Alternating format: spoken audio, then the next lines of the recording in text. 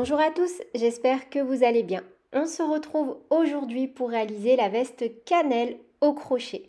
J'ai utilisé le fil Lizzy de chez Loupation et il s'agit de la version revisitée de ma veste donc Lizzy sans manches que j'ai voulu un peu plus chaude pour la venue de l'hiver. Vous pouvez retrouver cette fiche de réalisation directement sur mon site internet ou encore dans le petit i en haut à droite. N'hésitez pas à me rejoindre sur mes différents réseaux sociaux pour partager avec moi autour du crochet et participer au concours de réalisation. Pour réaliser cette veste, j'ai utilisé le fil Lizzy de chez Loupation. Ce sont des pelotes de 100 grammes, 360 mètres, 100% acrylique. Pour les tailles XS à M, 4 pelotes, LXL 5 pelotes, 2XL, 5XL 6 pelotes, 6XL 7 pelotes, crochet numéro 5 et 4, aiguilles, ciseaux, mètre de couture et des petits marqueurs. Pour toute la première partie de la veste, je vous renvoie sur le tutoriel de la veste Lizzy que vous pouvez retrouver dans la description de cette vidéo directement. Et dans cette vidéo, celle d'aujourd'hui, je vais vous montrer comment réaliser les manches et venir étoffer la bordure interne et rajouter également une bordure sur le bas. Une fois que vous avez réalisé donc cette première partie de la veste sans manches, on se retrouve directement pour réaliser donc une première manche. Une fois que vous avez réalisé la veste Lizzy, voilà le résultat. Donc moi j'ai déjà réalisé une première manche et je vous propose de réaliser tout de suite la deuxième ensemble. Avec le crochet taille numéro 5, on va venir se repositionner au niveau de l'aisselle. Donc là, ici, c'est l'endroit où on avait uni nos deux parties. Donc on vient se repositionner dans un point V juste avant. Vous voyez, là, c'est le point V juste avant. Ici, on a un point V.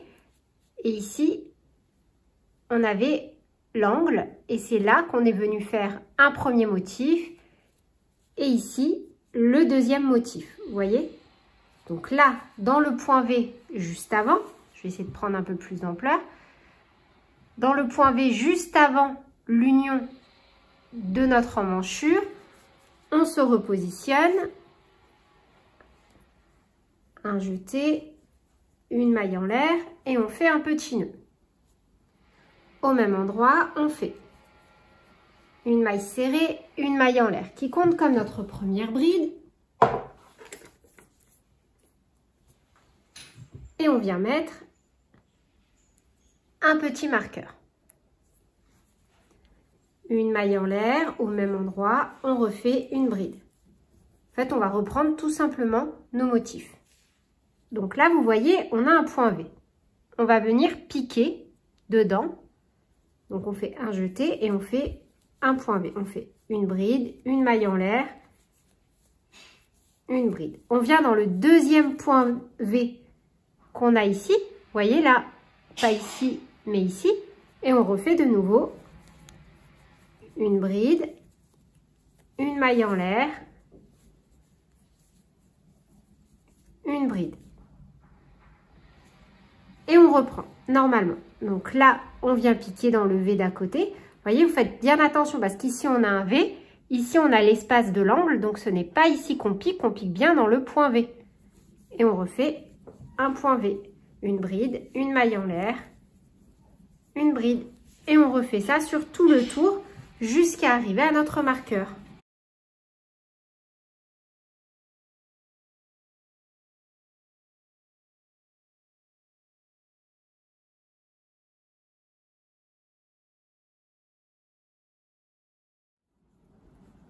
Voilà pour le rang numéro 1.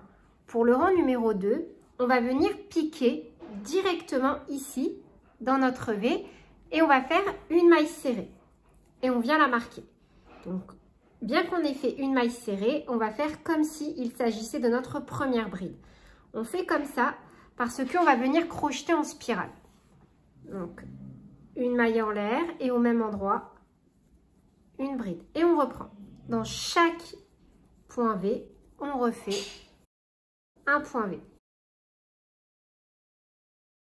Un jeté, on se met entre deux brides, une maille en l'air, une bride. Et on fait ça sur tout le tour sauf dans les 2 derniers points. On se retrouve ici, donc juste avant les 2 derniers. Donc là, on poursuit avec le motif. Et à la fin du rang numéro 2, on va faire une diminution.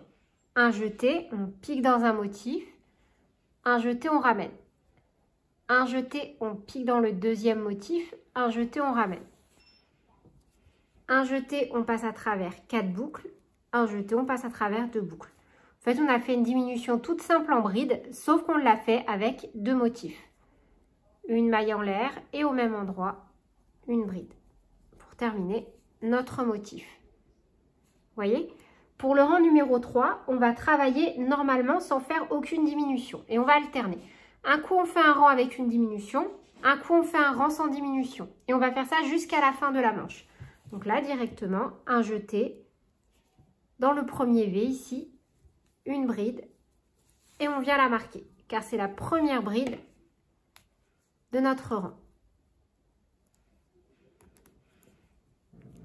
Une maille en l'air, au même endroit, une bride. Et on fait donc un tour complet au point V sans aucune diminution.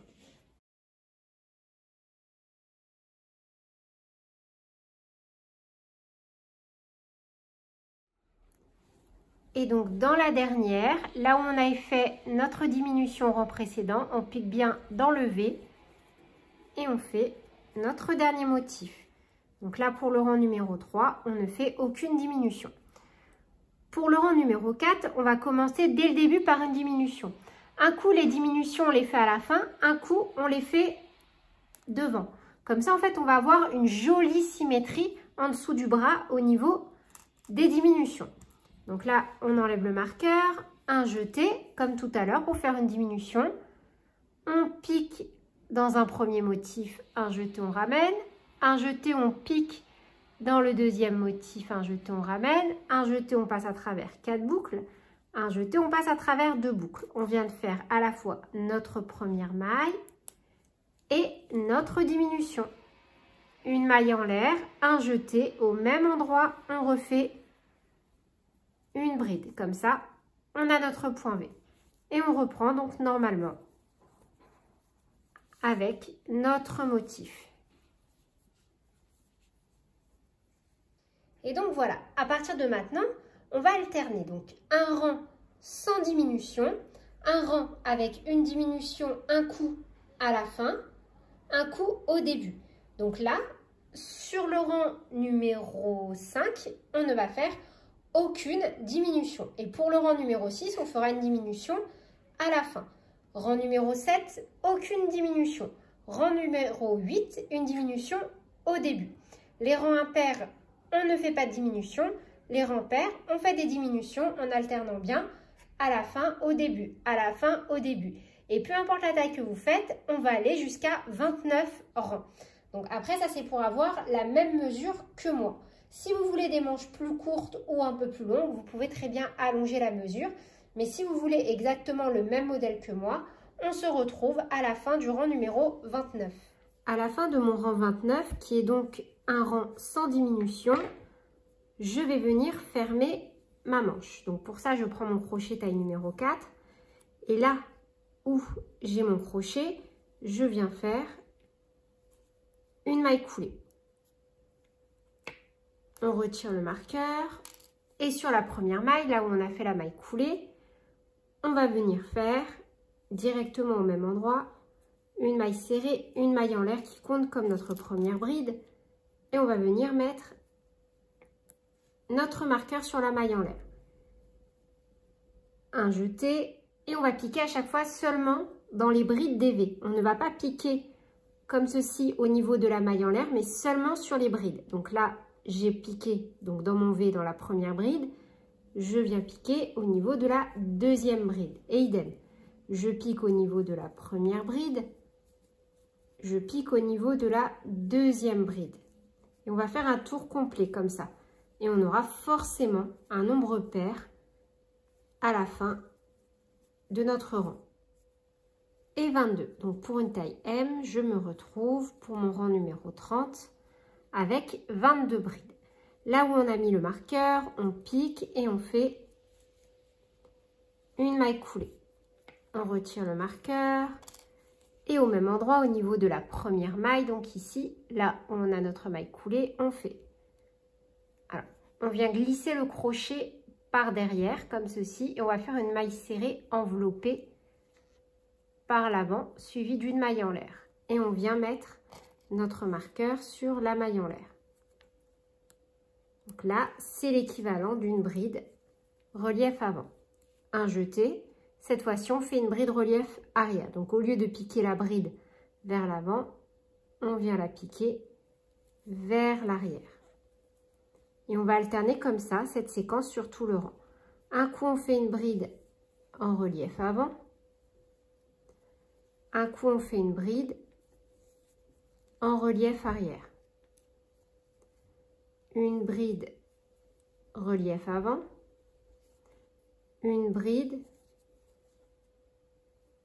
relief arrière, une bride relief avant, une bride relief arrière. Et on fait ça sur tout le rang jusqu'à arriver à notre marqueur. Et donc forcément, on termine ce rang avec une bride en relief arrière. Là où on a notre marqueur, on pique dans la maille, une maille coulée. On retire notre marqueur. Et on va faire la même chose que ce que l'on a fait pour commencer notre rang numéro 31. On vient envelopper par l'arrière notre bride, notre première bride, une maille serrée, une maille en l'air. On remet le petit marqueur. Et on refait un rang. Donc là, une bride enveloppée par l'avant, une bride enveloppée par l'arrière. En fait, c'est facile, on suit les brides telles qu'elles se présentent à nous. Quand elles sont en relief avant, on les travaille en relief avant. Quand elles sont en relief arrière, on les travaille en relief arrière. Et on va faire ça donc sur tout le rang.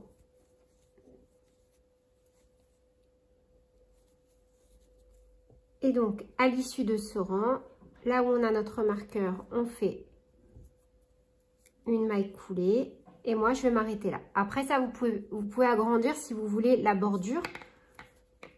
Pour moi, c'est suffisant. Donc, du coup, je tire sur ma boucle et là où mon fil dépasse derrière, je glisse le crochet et je viens passer la boucle à l'arrière. Une maille en l'air et on coupe. On viendra ensuite cacher notre fil. Vous voyez, comme ça, on n'a vraiment pas de démarcation sur toute la veste. C'est vraiment super pratique. On va venir se repositionner au niveau du bas de la veste, donc sur le point de côte ici, que l'on avait fait au préalable, avec le crochet taille numéro 4. On va venir directement dans le premier espace ici, au niveau de la première bride sur le côté, et on va rattacher notre fil. Une maille en l'air et petit nœud.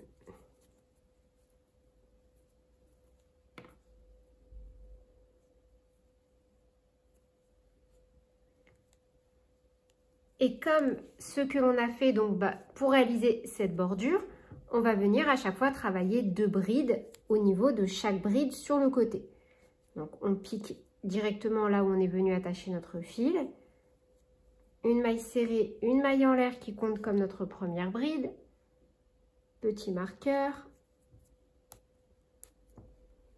Et de nouveau au même endroit, une bride.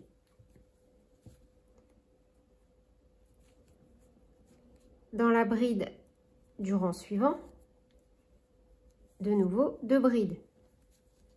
Une et 2. Idem, dans la bride du rang suivant, 2 brides. Une et 2. Une et 2. Une et 2. Une et 2. Une fois que l'on arrive au niveau donc de nos motifs point V, on fait un jeté. Avant le motif en V, on fait 2 brides. 1 et 2. Dans le motif, une bride. Avant un motif, 2 brides. 1 et 2. Dans le motif, une bride. Et on va faire ça donc sur tout le rang. Quand on est dans un V, on fait seulement une bride. Et quand on est dans l'espace entre deux V, on fait 2 brides.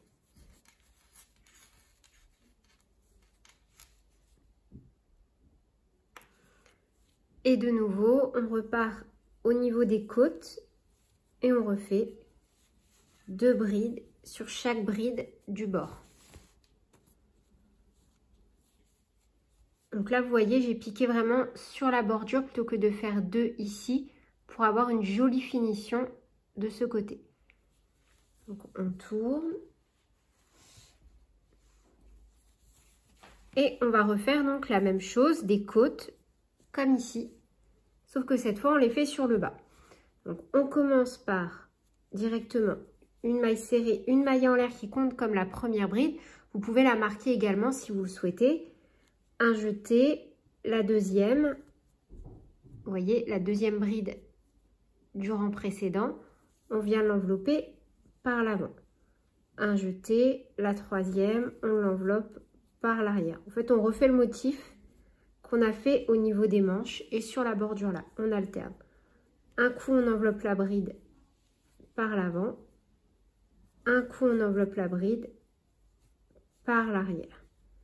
Et on fait ça sur tout le rang et on terminera par une bride. Un jeté, une bride enveloppée par l'arrière et on termine par une bride normalement. N'hésitez vraiment pas à mettre des petits marqueurs hein, en début et en fin de rang si ça peut vous aider. On tourne.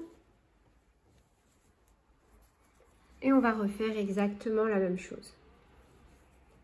Une maille serrée, une maille en l'air qui compte comme notre première bride. Si vous le souhaitez, on peut marquer la première maille, un jeté. Et on va travailler les brides telles qu'elles se présentent à nous.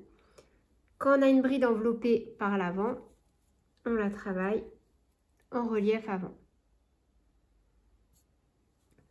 Quand on a une bride en relief arrière, on la travaille par l'arrière. Et on alterne comme ceci, dans la continuité de notre motif. D'abord, désolée pour le bazar derrière moi, parce que je travaille en ce moment dans mon salon. Donc j'ai continué jusqu'à avoir une bande de 7 rangs. Et une fois que c'est terminé, on va venir donc retravailler sur la bordure interne, toujours en côte. Et pour ça, on va réaliser donc quelques rangs supplémentaires. Après, vous pouvez en faire autant que vous voulez. Et même, pourquoi pas, ajouter une petite boutonnière. Toujours avec notre crochet taille numéro 4, on va venir donc réaliser les finitions sur la bordure interne. Donc là, on va changer le sens de réalisation. Au lieu de reprendre sur le bas, on va tourner l'ouvrage et travailler sur la partie interne de notre veste. Donc de nouveau, directement dans cette configuration-là, sur la première bride du bord, on fait une maille serrée, une maille en l'air qui compte comme notre première bride. Un jeté au même endroit, une bride. Un jeté de nouveau sur le bord de la bride, on fait 2 brides. Et on fait ça jusqu'à arriver à des mailles pleines. Là, ça nous fait 6, 7, 8, 9, 10, 11, 12, 13 et 14. Et maintenant, on va reprendre notre motif dans la continuité. Donc là, c'est super important parce que vous voyez ici, on a une bride que l'on va devoir envelopper par l'avant. Donc pour ça, forcément, Si on ne fait pas la première bride avec le motif, on fait enveloppé par l'avant, par l'arrière, par l'avant, par l'arrière, par l'avant, par l'arrière, par l'avant, par l'arrière, par l'avant, par l'arrière, par l'avant, par l'arrière, par l'avant. Du coup, ici, il faut créer une bride. Vous voyez, juste avant, on pique. De toute façon, c'est dans la maille que l'on travaillait en bride normalement.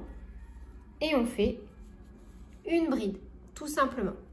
Et à partir de là, on peut déjà reprendre avec notre motif.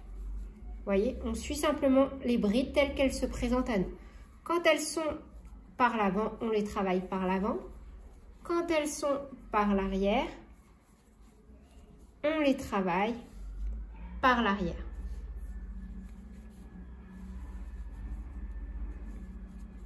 Et on fait ça donc tout le tour.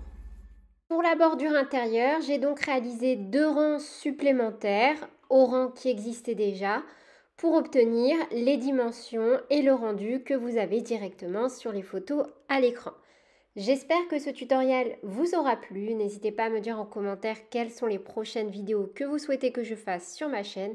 Sur ce, je vous fais plein de bisous, prenez bien soin de vous et à très bientôt pour de nouvelles vidéos. Salut!